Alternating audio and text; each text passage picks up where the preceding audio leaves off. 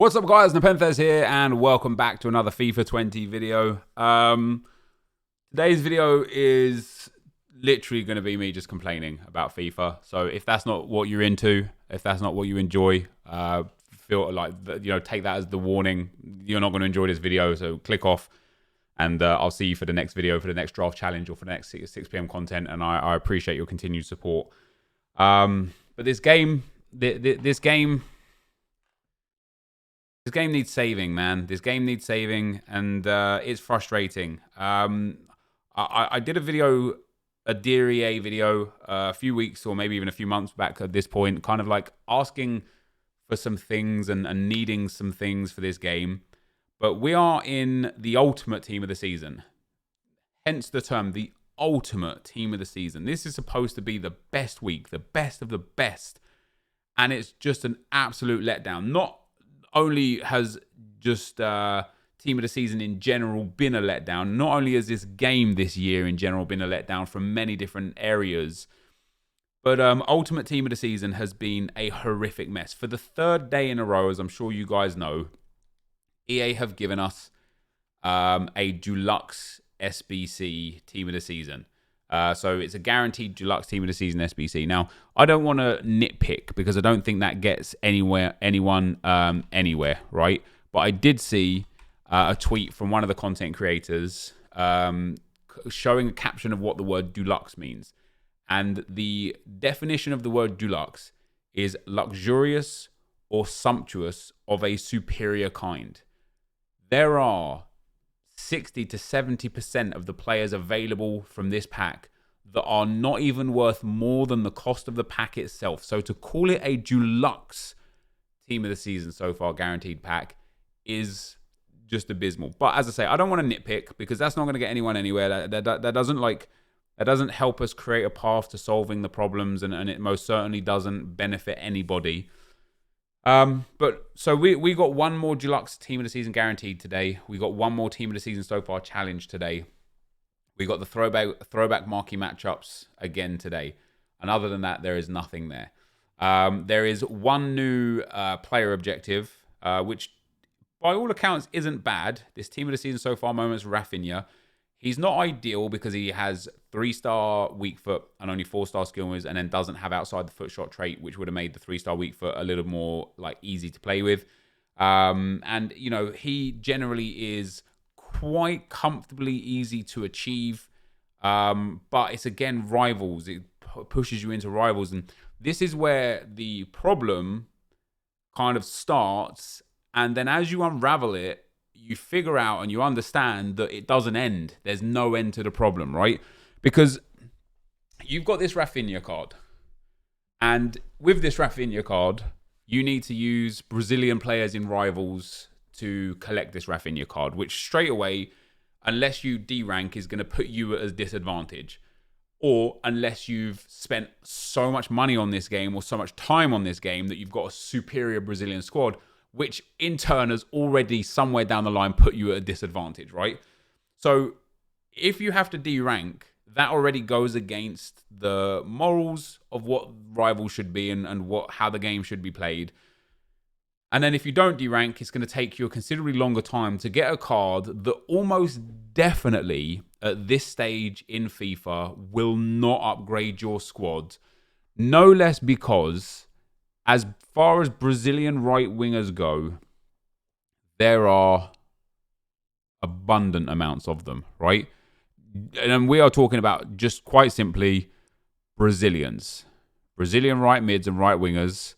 You've got team of the season Hulk, he's only 185k. You've got Rodrigo, future stars, 370. You've got Guilherme, team of the season, 94k. Otavio, who's a league SBC and easy to accomplish. If you need a Brazilian player, you've got Lucas, or you can go and get the SBC Lucas. You've got this Hulk here, you've got the Willian card, the Talisca card, another Guilherme card. It kind of descends a little bit here, but basically you have got Guilherme, you have got Hulk, you have got Rodrigo, and then of course you've got the icons like Garrincha, even at 400k is fairly affordable, and Otavio there as well. And in terms of like the players that are available, like Guilherme is a prime example of somebody who's very similar, 4-star, 3-star, doesn't have any traits, has very good stats aside from the weak foot and skill moves, got good aggression, and is generally a fantastic card for nice and cheap. Now you have to dedicate 7 wins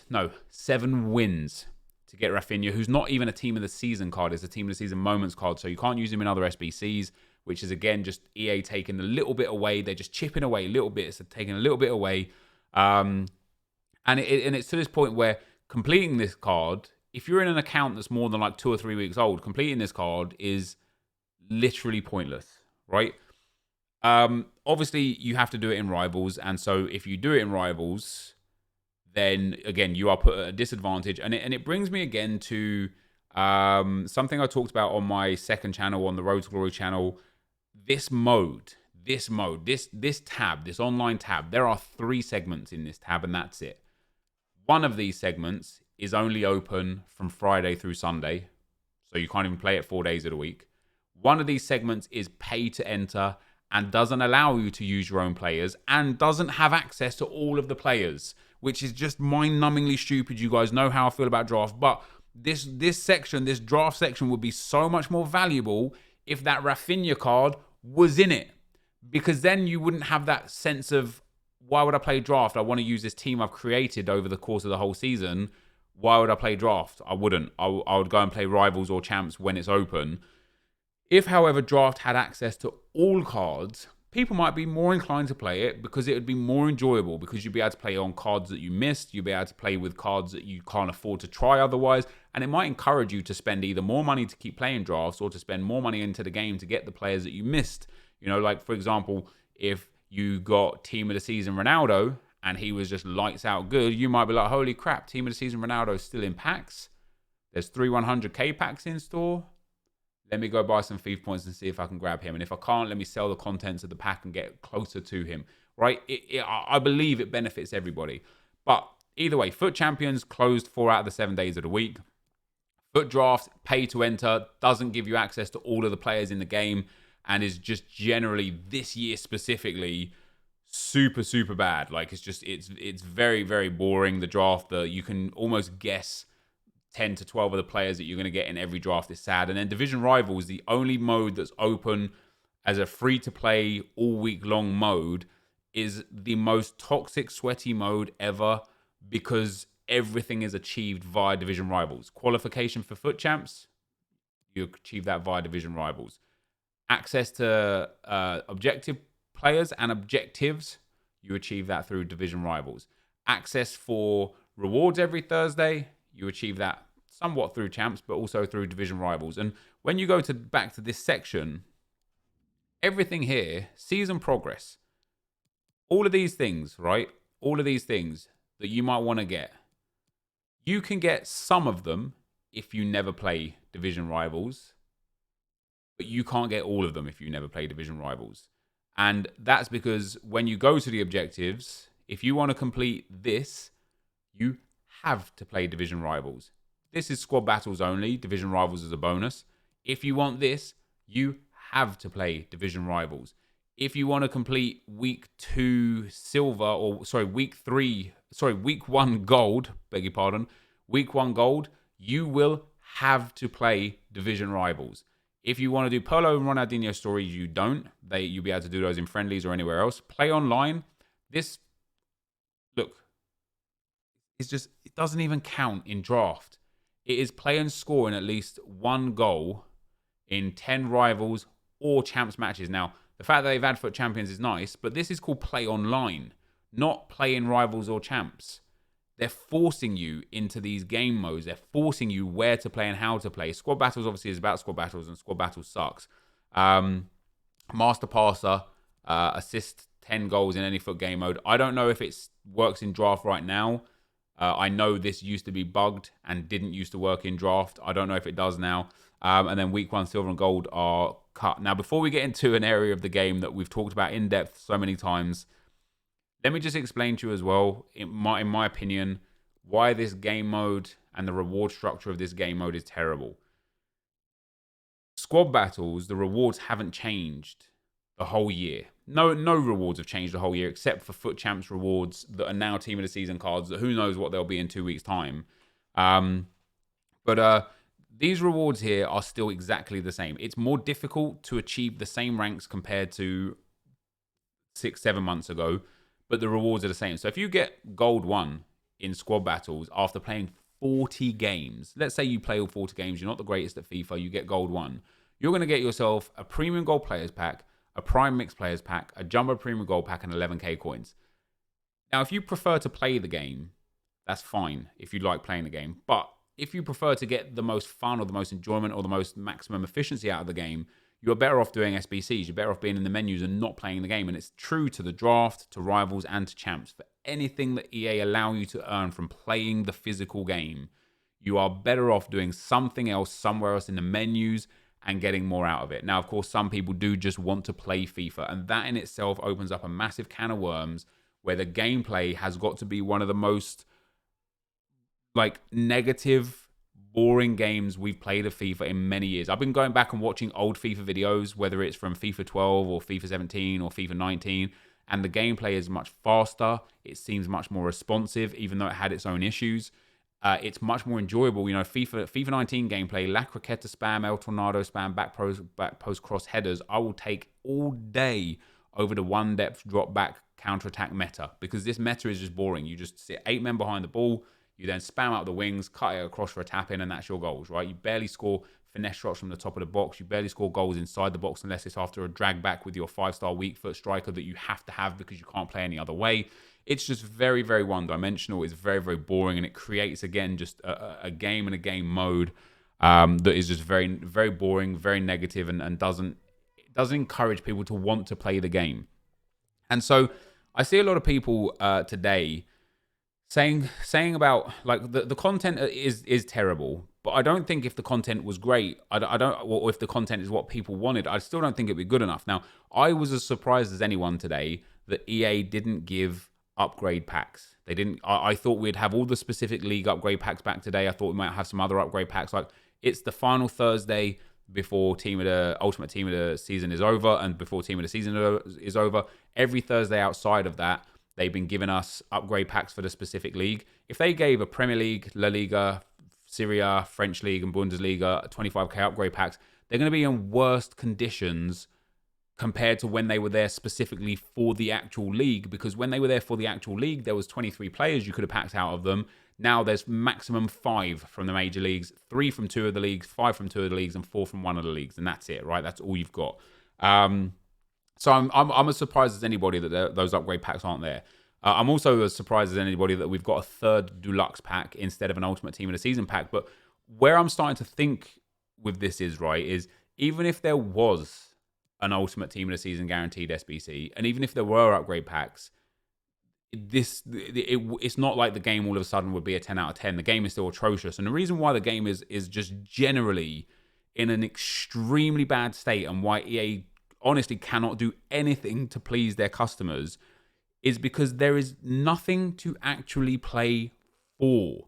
You're playing for the same dead rewards that were in the game 8 months ago. Some Team of the Season rewards, which obviously everyone are playing for now because that actually benefits your squad to get these cool big players. And even then, you saw the video earlier today where we opened all the elite rewards and such. Even then, it's so hard to get anything of note. It's so hard to get any big player or any big card. I can't remember the last time I packed an icon. It's bad, but there is nothing to actually play for. There is no reason to get this Rafinha card out of objectives. No less because you have to go into the most toxic game mode EA have ever created and then win 7 games whilst achieving something else and winning. You have to score a finesse shot with 7 rivals wins using Brazilian players with a minimum of 82 dribbling. Now, 82 dribbling at this stage is not a problem. Brazilian players generally isn't a problem, and scoring a finesse goal isn't a problem. But when you couple all of that together and with how toxic this is, if you score a goal with a non-Brazilian player and your opponent feels like you've got the upper hand, he'll just quit. So that's wasted time, wasted energy. You don't get anything for it. And that again is just another chip away, another spiraling out of control where they've just got everything in this game. Is once you kind of scratch the surface, you recognize that it all crumbles underneath and crumbles underneath the next section. Whereas what I feel like should be happening is anytime you do something and do play something in this game, it should be building towards something, not taking away from something. You look at NBA 2K just a couple of days ago, or just today, released like 8 or 9 99 rated players that you can achieve from playing the game. Now, it's a different game, it's a different world, it's a game that requires to constantly give things back to keep their player base in the game, whereas FIFA really doesn't. People play this game anyway. But and I said this at the start of the game, I said this in the middle of the game, I said this a couple of months ago when we did a video like this, and I'll say it again now. If there was a milestone where having this Rafinha allowed me to work towards something even greater to improve my squad for Weekend League, then all of a sudden I would be interested. If this is a Team of the Season Moments card and a Brazilian card and a French League card, if I went to milestones and there are Team of the Season, Brazilian themed milestones, French One League themed milestones, not this crap, but actual usable milestones, and right mid milestones, midfielder milestones, Team of the Season Moments milestones, where you're playing towards something, even if that something is something that's not so great. Imagine, like, I try and think outside the box with things that would be fun and creative and enjoyable. And I know I've talked a lot about using high-rated players as ways to give things back. And I know a lot of people say, "Oh, that'd be unfair," and blah blah blah.